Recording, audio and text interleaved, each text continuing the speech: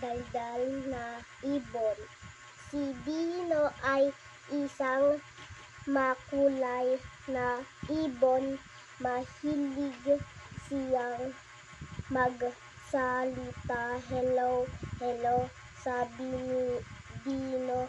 Lumipad sa niya sa puno at nakita ni Lola. Hello, hello, Lola. Sigaw niya.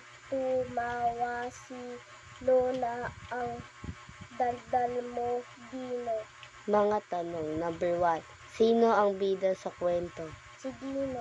Number 2. Ano ang hilig ni Bino? Hello, hello. Number 3. Sino ang nakita ni Bino sa kanyang paglipad? Si Lola.